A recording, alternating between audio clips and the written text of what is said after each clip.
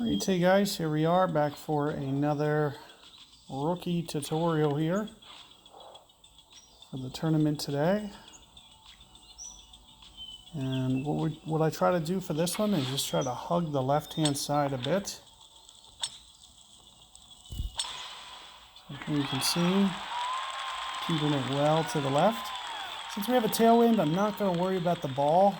As long as I can get this long iron range, I'm pretty okay with this one. It's, the front pin, very accessible.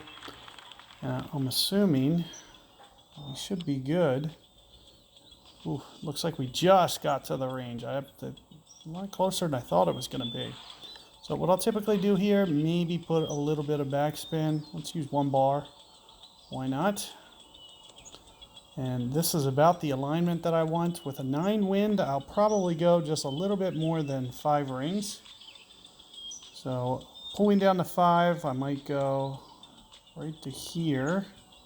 So there's 5. I'm going to go almost 6 here. So just a tiny bit more. You know, with the tailwind plus the intensity, it should stretch out a bit. It looks like it's coming in on a good line. Let's see if I got the speed right. Nope, it's coming in just a bit hot. So it is just a little hotter than I wanted, but it did have a very good line.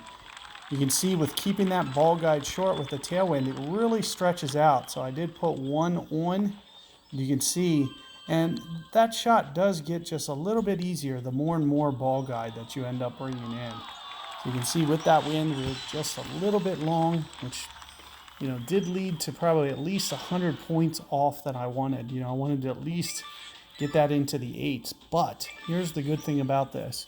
I do think that this is probably one of the harder par 5s, so there's a good chance we can sneak in with this one. Now, tailwinds here, this is going to be a little bit harder of a shot with the tailwinds. So what I'm going to do probably is go up to a cruiser. And we can assume that this is going to land about 4 rings down. So let's just say, you can see our guide. It's going to stop probably, we want to stop this on the front of the green. So we need to go at least 2 rings north. You can see, when I rotate this to the side, that it looks like it might stop at the top of that white ring. We want it to stop at the top of the next white ring at least. So we want to go at least 2 rings beyond the adjustment. So if I was to pull this over to this tree, somewhere in here, I have to readjust this. We're going to have to just redo it.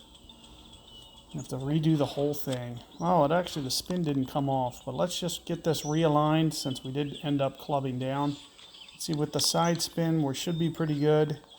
As I mentioned, right towards the base there. I think that's pretty good for the adjustment.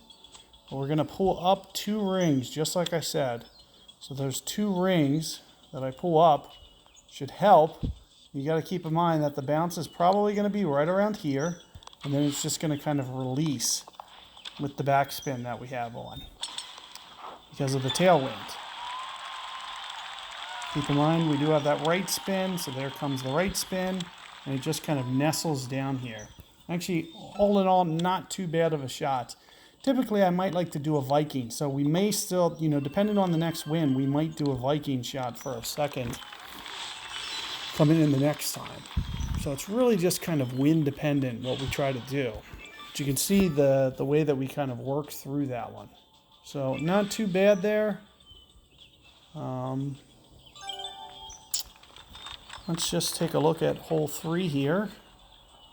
And something that I might be thinking about here is going Mojave. It just might increase the probability that we can get this one. So I'm going to play about 2 or 3 rings into the rough here. Of course, making sure that I don't miss my ultimate shot to the right. It's okay if I miss to the left there, just not the right. As you can see, I was playing it fairly aggressive intentionally. So it's okay if I'm late on that timing, I just can't be early. So let's see here. Oh, wow, that is nasty. So we just got dead straight in the face for the second shot after using up a Mojave. Now the only real way that we're going to be able to get there is El Capitan.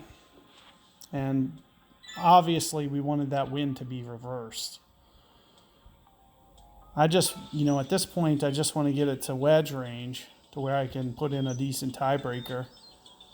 Maybe get lucky and make the hole out, but if I would have had the flipped wind, I probably might have been able to get to the green, and that's one of the main reasons that I forced this Mojave here.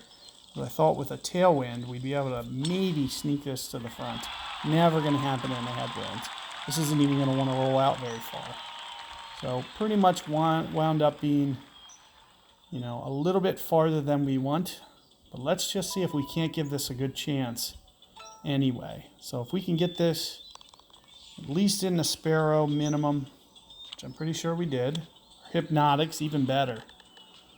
It's going to be hard to hold this out, for sure. I do expect it to release a little bit. So if I was to go here with my alignment, you can see I cranked up the backspin because I do expect it to stretch out the ball guide down this slope. And let's just say at the max line, I would typically go right around, maybe just 5 rings, right around 5 exact. Let's just see what this looks like. You can see it's coming in rather nice, and it just really checks up right by the hole. And that's one of the beauties of getting it to wedge range plus having all that backspin. So it looks pretty good there. And let me just tap this one in. I'm going to end up breaking, I think I forgot to, stop at the end of one. So I'm just going to break this up into 2 sets. So we'll just go through and look through the next set. And you can already see, 3 under through 3, pretty good. We're looking good tiebreaker wise. So let's just keep going with this and see what we can land for a tiebreaker. See if we can't get into the 5,000-ish range. So good luck with yours. And be on the lookout for this second set just so we can see, what it looks like with different winds.